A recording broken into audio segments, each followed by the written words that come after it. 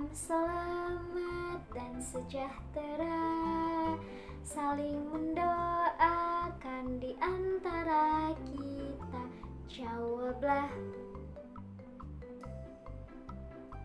Jawablah waalaikumsalam. Assalamualaikum warahmatullahi wabarakatuh. Selamat pagi anak-anakku yang ada di rumah. Bagaimana kabarnya hari ini? Alhamdulillah, luar biasa. Allahu Akbar. Alhamdulillah, semoga senantiasa luar biasa. Nah, anak-anak, ada yang tahu tidak? Pada pertemuan kali ini, Ibu akan membahas materi tentang apa ya? Wah, betul sekali. Anak-anak Ibu memang hebat. Nah, pada pertemuan kali ini, Ibu akan membahas tentang perubahan permukaan bumi. Nah, anak-anak, bagaimana? Apakah anak-anak sudah siap untuk pembelajaran hari ini? Wah, Masya Allah, mantap, luar biasa. Alhamdulillah. Nah, kalau anak-anak sudah siap, mari kita mulai pembelajaran kali ini dengan membaca basmalah dan doa sebelum belajar bersama-sama. Bismillahirrahmanirrahim. Rabbi zidni ilma warzuqni fahma. Amin. Alhamdulillah, semoga dengan bacaan basmalah dan doa sebelum belajar tadi, pembelajaran kali ini bisa berjalan dengan lancar. Amin Allahumma amin. Apa sih perubahan kenampakan bumi? Nah, salah satu perubahan kenampakan bumi itu adalah terjadinya siang dan malam. Nah, ada faktor menarik loh dalam terjadinya siang dan malam ini yang harus anak-anak ketahui. Yang pertama, matahari selalu memancarkan cahaya sepanjang waktu. Yang kedua, bumi mengelilingi matahari, bukan matahari yang mengelilingi bumi. Yang ketiga, bumi berputar pada porosnya atau yang biasa kita sebut sebagai rotasi bumi. Nah, rotasi bumi inilah yang menyebabkan terjadinya siang dan malam. Yang keempat, sekali putaran bumi secara penuh memerlukan waktu 24 jam atau sekitar 1 hari. Yang kelima, bumi juga mengelilingi matahari yang disebut sebagai revolusi bumi. Nah, proses revolusi bumi ini membutuhkan waktu sekitar 365 hari atau sekitar 1 tahun. Nah, anak-anak, dalam memahami fakta menarik ini, yuk kita simak bagaimana ya terjadi siang dan malam itu. Nah, terjadinya siang dan malam terjadi karena adanya rotasi bumi atau perputaran bumi pada porosnya. Nah, pada saat belahan bumi terkena sinar matahari, maka di daerah tersebut terjadi siang hari. Begitupun sebaliknya, kalau misalnya belahan bumi tidak terkena sinar matahari, berarti di daerah tersebut sedang terjadi malam hari. Nah, anak-anak, begitulah terjadinya siang dan malam. Pada intinya, proses terjadinya siang dan malam ini karena adanya perputaran bumi atau rotasi bumi pada porosnya. Yang kedua, pasang surut air laut. Apa sih yang menyebabkan terjadinya pasang surut air laut ini? Nah, pasang surut air laut itu sendiri adalah suatu peristiwa naik turunnya air laut. Ada 2 gaya tarik yang dapat mengaruhi pasang surut air laut ini. Yang pertama gaya tarik bulan dan yang kedua gaya tarik matahari.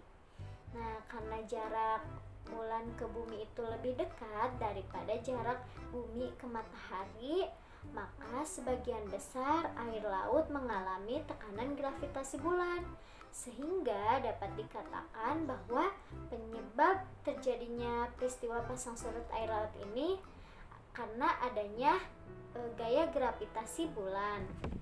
Nah, anak-anak, perubahan kenampakan bumi ini juga bisa terjadi pengikisan di daerah daratan loh. Nah, ada 4 penyebab pengikisan daratan, yaitu disebabkan oleh angin, hujan, gelombang laut, dan aliran air. Nah, yang pertama, pengaruh badai. Badai ini merupakan angin yang bertiup sangat kencang. Pada saat terjadinya badai, biasanya diikuti dengan perubahan cuaca yang secara tiba-tiba dan juga gemuruh petir yang sangat besar. Nah, kilat badai ini dapat mengikis daratan dan bahkan menghancurkan apa saja yang ada di permukaan tanah. Gempa bumi. Nah, gempa bumi ini disebabkan oleh aktivitas gunung berapi yang disebut gempa vulkanik dan gempa tektonik. Nah, gempa ini disebabkan oleh patahan lempeng lapisan bumi. Yang keempat, ada kebakaran hutan. Nah, kebakaran hutan ini dapat memengaruhi bentuk daratan.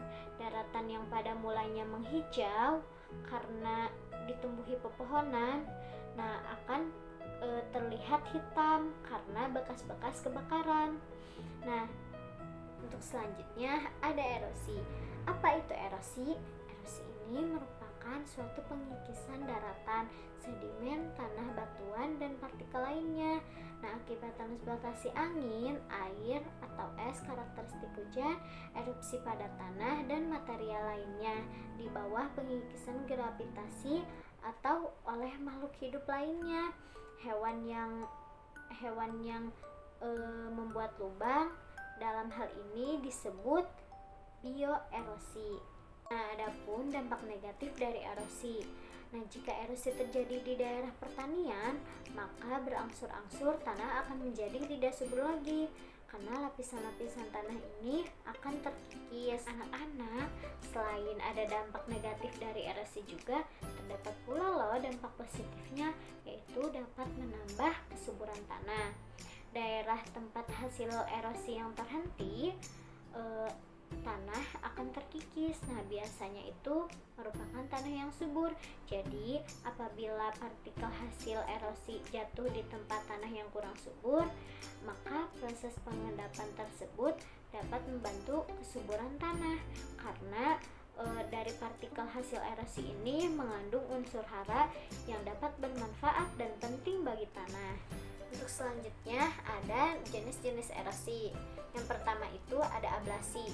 Nah, pengikisan tanah oleh aktivitas air atau erosi yang terjadi tepatnya di sekitar aliran air. Dan cepat lambatnya proses erosi ini bisa dipengaruhi oleh beberapa faktor. Yang kedua ada abrasi. Nah, jenis erosi yang kedua ini disebut abrasi yang biasanya sering terjadi di daerah pesisir atau di sekitar laut. Pada abrasi yang dimaksud adalah pengikisan oleh aktivitas gelombang laut. Yang ketiga ada ekskarasi.